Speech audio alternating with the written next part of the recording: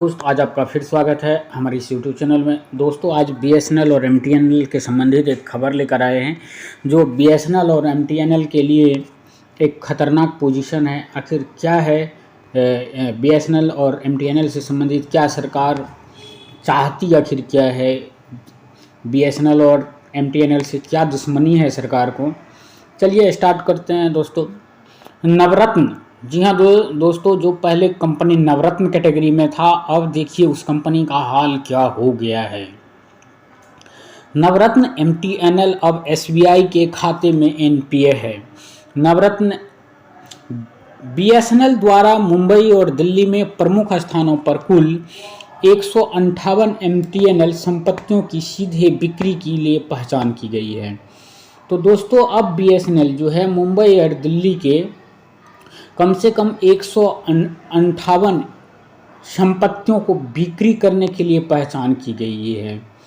तो आखिर ये बिक्री करने से क्या फ़ायदा होगा, ये समझ में नहीं आ रहा है। आखिर क्या चाल है सरकार की, ये गवर्नमेंट की। दोस्तों न्यूज़ पूरा ज़रूर देखिएगा।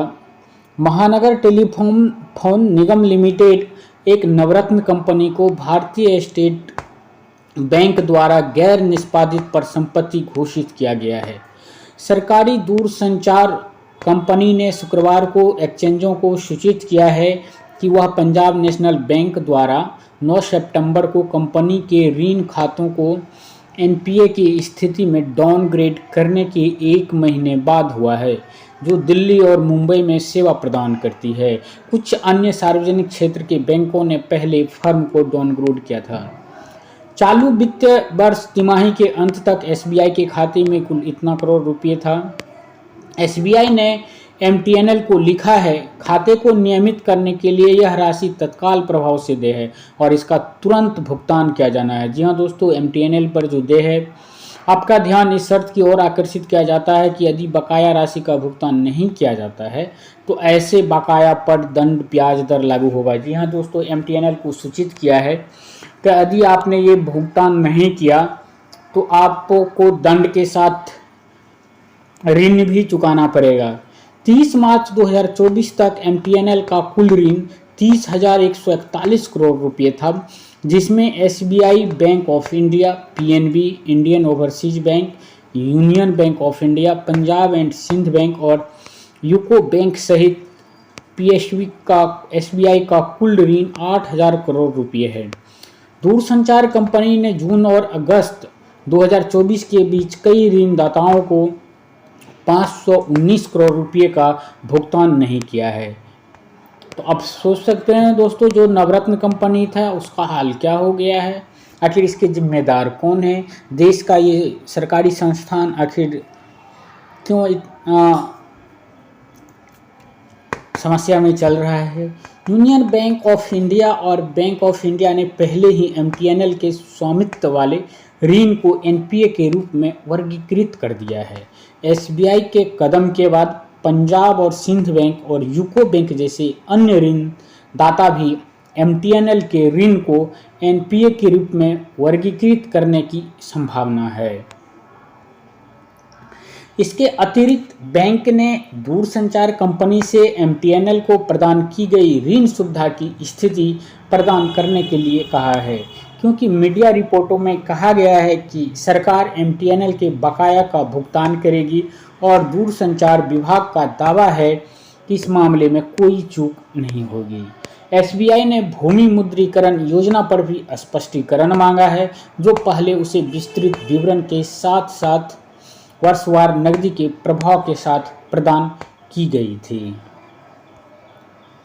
देश के सबसे बड़े बैंक ने एमटीएनएल द्वारा एसबीआई एनबीसीसी के दायर किए गए समझौता के ज्ञापन के विवरण के बारे में भी जानकारी ली है, जिसके तहत नई दिल्ली के पंखा रोड पर 13.88 एकड़ भूमि को संयुक्त रूप से आवासीय और वाणिज्यिक स्थान के रूप में विकसित किया जाएगा।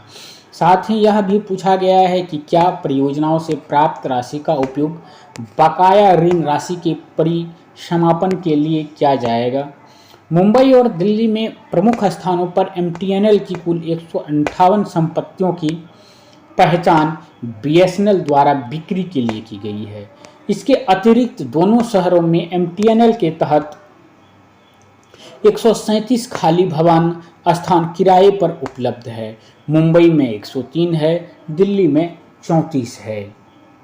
एसबीआई ने कहा है, यदि निर्धारित अवधि के भीतर भुगतान में चूक होती है तो बैंक उक्त संपूर्ण ऋण की ब्याज सहित वसूली के लिए कानूनी कार्रवाई शुरू करने के लिए बाध्य होगा और इस मामले में आपसे कोई और संदर्भ लिए बिना और पूरी तरह से आपकी लागत और परिणामों पर प्रतिभूतियों के प्रवर्तन सहित बैंक के पास उपलब्ध अन्य कदम उठाने के लिए बाध्य होगा।